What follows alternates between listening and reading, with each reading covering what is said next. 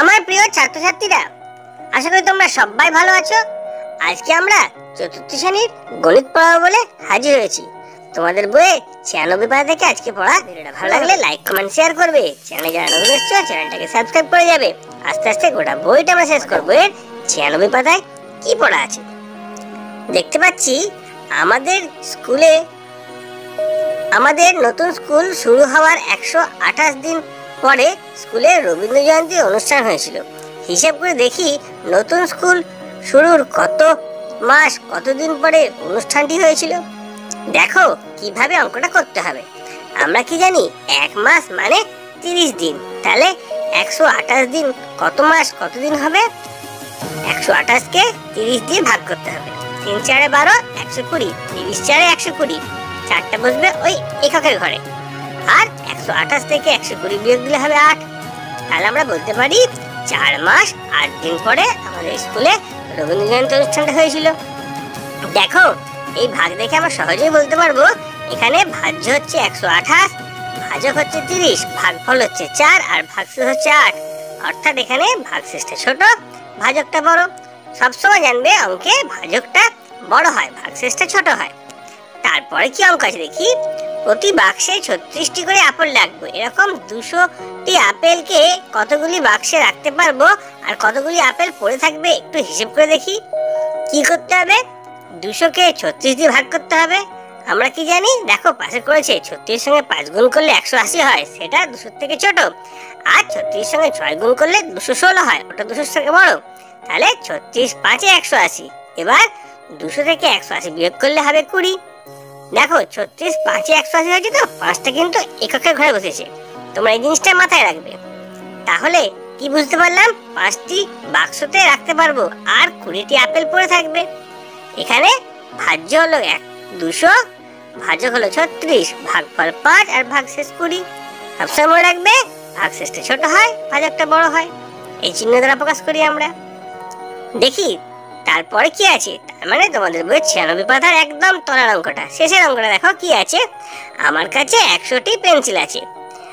2 অঙ্কে একটা সংখ্যা বসাই। দেখো ওখানে আমি 12 বসিয়েছি। 12টি করে পেন্সিল প্যাকেট তৈরি করলাম। কতগুলি প্যাকেট থাকবে আর কতগুলি পেন্সিল পড়ে থাকবে একটু হিসেব করে দেখি। 100কে 12 দিয়ে ভাগ, 12 8 96। এবার দেখো 100 থেকে 96 বিয়োগ করলে হচ্ছে 4। তাহলে আমরা বুঝতে পারবো কি এখানে ভাজক হচ্ছে 100, ভাজ্য হচ্ছে 12 আর ভাগফল হচ্ছে 8 আর ভাগশেষ হচ্ছে 4। ওই একই কথা বলছি, ভাগশেষটা ছোট হবে, ভাজকটা বড় হবে। দেখি 97 পাতায় কি অঙ্ক আছে। ভাজ্য, ভাজক, ভাগফল ও ভাগশেষ খুঁজি। এই একই রকম অঙ্ক সরাসরি করতে বলেছে। 120কে 180কে 20 দিয়ে ভাগ করতে বলেছে। দেখো 180 ভাজিত 20, 20 ঘরে নামতো মানে 2 এর ঘরে নামতা। 2 9 18, একটা শূন্য বসে যাবে 180। তাহলে 20 9 180। এবার 180 থেকে 180 বিয়োগ করে গেলে কত থাকে? শূন্য থাকে। এই অঙ্কে ভাজ্য 180, ভাজক 20, ভাগফল 9 আর ভাগশেষ 0। আমরা এটাও জানি 180 সমান 20 গণিত 9 যুক্ত 0। তাহলে বলতে পারি ভাজ্য সমান ভাজক গণিত ভাগফল যুক্ত ভাগশেষ। এই নিয়মটা তোমরা অবশ্যই মনে রাখবে। ভাজ্য, ভাজক, ভাগফল ও ভাগশেষের সম্পর্ক বলতে কি বোঝো? তখন তোমাকে বলতে হবে ভাজ্য সমান ভাজক গণিত ভাগফল যুক্ত ভাগশেষ। এখানে ভাজকটা অবশ্যই ভাগশেষ থেকে বড় হবে, অর্থাৎ ভাগশেষ ছোট, ভাজক বড়। এরপরে দেখি 121কে 11 দিয়ে ভাগ করতে বলেছে। দেখো তো কিভাবে ভাগটা হয়েছে। পাশে দেখো 11 ঘরে নামটা লেখা রয়েছে। 11 1 11, 11 2 22। তাহলে কি আছে? 12 আছে।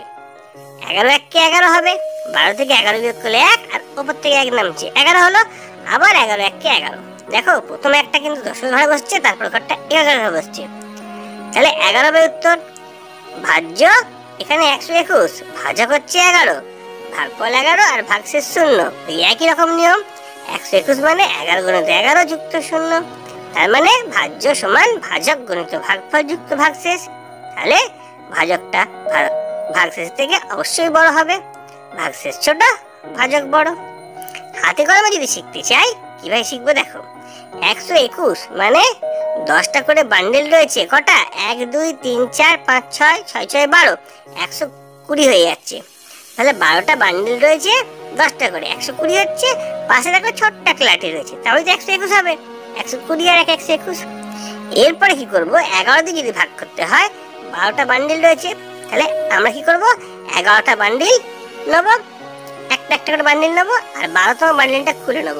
ওখানে 10টা ছিল আর একটা খোলা ছিল, মোট 11টা হয়ে গেল। ওইগুলো সব মিলিয়ে আমরা দেখতে পাচ্ছি প্রতি ঘরে বা প্রতিবারে একটা গোটা বান্ডিল, আর এক বান্ডিল যেটা খোলা হয়েছিল সেখান থেকে একটা করে। একটা গোটা বান্ডিল নিলে 10, আর একটা নিচ্ছি 11, আবার একটা গোটা বান্ডিলে 10 আর একটা নিচ্ছি 11। এইভাবেই আমরা হিসেবটা সহজে বুঝতে পারলাম। 98 পাতা কি আছে দেখি। 252কে 12 দিয়ে ভাগ। দেখো পাশে একটা গুণটা করে দেখানো আছে। 12 দুগুণে 24, যেটা 25-এর থেকে ছোট। 12 দুগুণে 36, যেটা 25-এর থেকে বড়। তাহলে 12 দুগুণে 24 হবে। দেখো দুইটা কোথায় লেখা হয়েছে? দুইটা কিন্তু দশকের ঘরে লেখা হয়েছে। 12 দুগুণে 24, এবার 25 থেকে 24 বিয়োগ করে 1, ওপর থেকে নামবে 2, হয়ে গেল 12। তাহলে 12 1 12, মিলে গেল 0। তাহলে দেখো এখানে ভাজ্য হচ্ছে 252, ভাজক হচ্ছে 12, ভাগফল হচ্ছে 21, আর ভাগশেষ হচ্ছে 0। তার মানে 252 সমান 12 গুণিত 21 যুক্ত 0। তাহলে ভাজ্য সমান ভাজক গুণিত ভাগফল যুক্ত ভাগশেষ। এই নিয়মটাই কাজ করছে। ভাজক ভাগশেষ থেকে বড় হয়, অর্থাৎ ভাগশেষ ছোট, ভাজক বড়। পরের অঙ্কটা দেখো কি আছে। পরের অঙ্কটা রয়েছে 340কে 15 দিয়ে ভাগ। দেখো এখানে তোমরা নামটা শিখে নেবে। 15 দুগুণে 30, যেটা 34 থেকে ছোট। 15 দিনে 45, যেটা 34 থেকে বড়। তাহলে 15 দুগুণে 30, 34 থেকে 30 বিয়োগ করলে হবে 4, ওপর থেকে নামে 0। 40 হচ্ছে 15 দুগুণে 30। ঠিক আছে, এবার 40 থেকে 30 বিয়োগ করলে হবে 10। তাহলে এখানে ভাজ্য হচ্ছে 340, ভাজক হচ্ছে 15, ভাগফল 22, ভাগশেষ 10। 340 সমান 15 গুণিত 22 যুক্ত 10, যেখানে ভাজ্য সমান ভাজক গুণিত ভাগফল যুক্ত ভাগশেষ। মনে রাখবে ভাজকটা ভাগশেষ থেকে বড় হয়, অর্থাৎ ভাগশেষ ছোট, ভাজকটা বড়। আরো একটা অঙ্ক দিয়েছে, ভালো করে দেখো তোমরা। 480কে আমরা 17 দিয়ে ভাগ করছি। আগে 17 ঘরের নাম তারা করে নেবো। 17 দুগুণে 34, যেটা 48 থেকে ছোট, আর 17 তিনে 51, যেটা 48 থেকে বড়। তাহলে 48টা রয়েছে, 17 দুগুণে 34 হবে। এবার 48 থেকে 34 বিয়োগ করলে 14, ওপর থেকে 0 নামছে, তাহলে 140 হলো। 17 ঘরের নামটা আবার দেখবো। 17 8 136, 17 9 153। 136টা 140 থেকে বড়, 136টা 140 থেকে ছোট, কিন্তু 153টা 140 থেকে বড়। তাহলে কি হচ্ছে? 136, 140 থেকে 136 বিয়োগ দেবো, 4 হবে বিয়োগফল। তাহলে এখানে ভাজকটা হচ্ছে 17, ভাজ্য 480, আর ভাগফল 28, ভাগশেষ 4। দেখে নাও তোমরা, 480 মানে 17 গুণিত 28 যুক্ত 4, অর্থাৎ ভাজ্য সমান ভাজক গুণিত ভাগফল যুক্ত ভাগশেষ। মনে রাখবে ভাজক ভাগশেষ থেকে বড়, অর্থাৎ ভাগশেষ হবে ছোট, ভাজক হবে বড়। এরপরে দেখি 99 পাতায় ছকের সাহায্যে আমাদের কিছু করতে বলেছে। দেখো তোমাদের দেওয়া ছিল 291 ভাজ্য আর 14 হচ্ছে ভাজক। তাহলে 291কে 14 দিয়ে ভাগ করব। কিভাবে ভাগটা হয় দেখো। 14 দুগুণে 28, 29 থেকে 28 বিয়োগ করলে 1 হয়, ওপর থেকে 1 নামছে 0, 11। 14 0 0, বিয়োগফল হচ্ছে 11। তাহলে কি হলো? ভাগফল হলো 20, আর ভাগশেষ হচ্ছে 11। বিয়োগটা তোমরা ভালো করে বুঝবে। 509কে 25 দিয়ে ভাগ। কিভাবে হচ্ছে একবার দেখে নি। 25 দুগুণে 50, ওপর থেকে 9 নামছে, 25 0 0। ঠিক আছে, যতক্ষণ না বিয়োগ ফল আসছে ততক্ষণ কিন্তু ভাগটা শেষ হয় না, তাই জন্য ওখানে 0 দিতে হবে। 25 0 0, 9টা যদি ছোট হয়ে গেল, তাহলে এখানে ভাগফল হচ্ছে 20, ভাগশেষ হচ্ছে 9। তারপরে অঙ্কটা দেখো সোজা আছে। 240কে 48 দিয়ে ভাগ। 48 5 240, তাহলে 5 হয়ে গেল ভাগফল, ভাগশেষ 0। তারপর কি আছে দেখো। 420কে 33 দিয়ে ভাগ। 33 1 33, 33 দুগুণে 66, বড় হয়ে যায়। 33 সঙ্গে 1 গুণ করলে 33 হচ্ছে। এবার 42 থেকে 33 বিয়োগ করলে 9, ওপর থেকে নামছে 0, 90 হলো। 33 দুগুণে 66, বিয়োগ করলে হবে 24। তাহলে ভাগফল হবে এখানে 12, আর ভাগশেষ হবে 24। পরের অঙ্কগুলো দেখো দেওয়া আছে কি, আমাদের ভাজ্য বার করতে হবে। ভাজক আর ভাগফল আর ভাগশেষ দেওয়া আছে। আমরা কি জানি? ভাজ্য সমান ভাজক গুণিত ভাগফল যুক্ত ভাগশেষ। তাহলে 35 আর 12 গুণ করবো, তার সঙ্গে 0 যোগ করবো। 35 12 গুণ করলে হচ্ছে 420, তার সঙ্গে 0 যোগ করলে 420। তাহলে ভাজ্য হবে 420। পরেরটা দেখো কি আছে, 15 হচ্ছে ভাজক, 18 হচ্ছে ভাগফল, 5 হচ্ছে ভাগশেষ। তাহলে কি করতে হবে? ভাজ্য সমান ভাজক গণিত ভাগফল যুক্ত ভাগশেষ। 15 সঙ্গে 18 গুণ করলো, গুণ করে হচ্ছে 270, তার সঙ্গে 5 যোগ করে 275। তাহলে ভাজ্য হলো 275। এই দুটো অঙ্ক আমরা অন্যরকম। তারপরের দুটো অঙ্ক কি আছে দেখো, ওই একই রকম নিয়ম। 772 কে আমরা 19 দিয়ে ভাগ করব। ঠিক আছে, 19 4 76 হয়। 77 থেকে 76 বিয়োগ করলে 1, উপর থেকে নামছে 2, 12। 12 তো 19 থেকে ছোট, তাহলে 19 0 0 বিয়োগ করলে হচ্ছে 12। মনে রাখবে, যতক্ষণ না বিয়োগ ফল হচ্ছে ততক্ষণ কিন্তু অঙ্কটা শেষ হবে না। তাহলে ভাগফল হলো 40 আর ভাগশেষ হচ্ছে 12। 415কে 20 দিয়ে ভাগ করছি।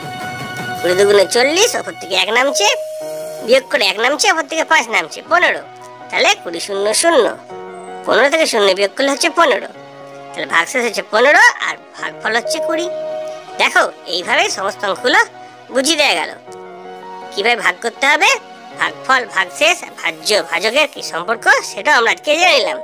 আশা করি ভিডিওটা বোঝা গেছে। যদি কোনো সমস্যা থাকে আমাকে জানাবে, আমি আবার অন্যরকম ভাবে বোঝানোর চেষ্টা করব। আর আজকে ভিডিও যদি ভালো লাগে, লাইক কমেন্ট শেয়ার করবে। চ্যানেলে যদি নতুন এসে থাকো, চ্যানেলটা অবশ্যই সাবস্ক্রাইব করবে। তোমরা সবাই ভালো থাকবে।